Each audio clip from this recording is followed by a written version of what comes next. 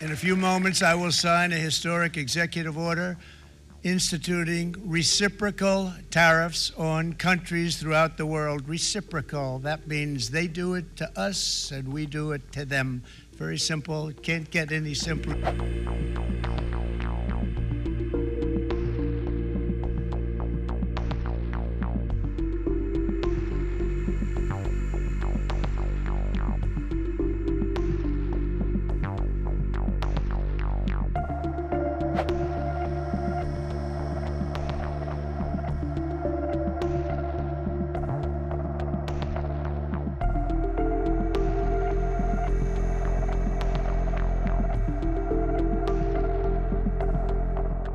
And I say that, friend and foe, and in many cases, the friend is worse than the foe in terms of trade.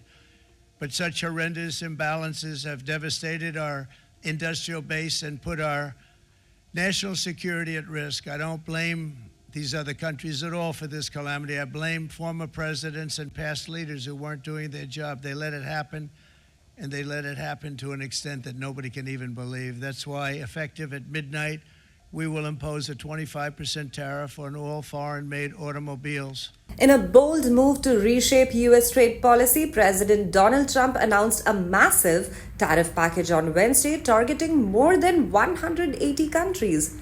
Speaking from the White House Rose Garden, Trump framed the new tariffs as a necessary step to restore American industries and revive domestic jobs, calling the measures kind and discounted compared to what other countries impose on the United States.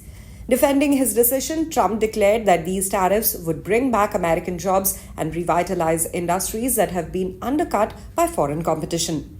Trump labeled these discounted reciprocal tariffs, meaning that the US would match or counter foreign tariff rates instead of imposing blanket duties. He specifically pointed to China's 67% tariff on US goods, stating that the US would now charge China a 34% tariff in return. Holding up a color-coded tariff chart, Porras laid out the new rates for several key trade partners. Apart from China, the list included European Union at 20%, Vietnam at 46%, Taiwan at 32%, with 24% on Japan, 26% on India, 25% on South Korea, and 36% on Thailand. Some countries will face even steeper duties, with Cambodia at 49%, Laos at 48%, Vietnam at 46%, and Sri Lanka at 44%, topping the list. While Canada and Mexico are not included in this latest round of tariffs, White House officials clarified that they will continue to face existing duties imposed by Trump last year. Canada and Mexico already face 25% tariffs on most imports. Canadian energy exports to the US have a lower tariff. Products traded under the US-Mexico-Canada agreement remain exempt. However, should Canada and Mexico renegotiate trade agreements with the US, they may still face Trump's new baseline tariffs going forward. The White House clarified that these new country-based tariffs will not be stacked on top of a sector-specific tariffs already in place. This means that existing tariffs on steel, aluminum, and other key industries will remain separate from the new trade measures.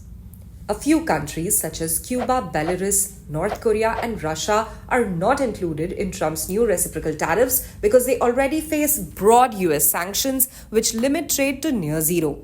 As these tariffs take effect, global markets and trade partners are bracing for impact. Some analysts warn of potential retaliation from affected nations, while others argue that Trump's policy could force fairer trade negotiations. One thing, however, is for certain. Trump has made it loud and clear that he's reshaping US trade policy on his own terms.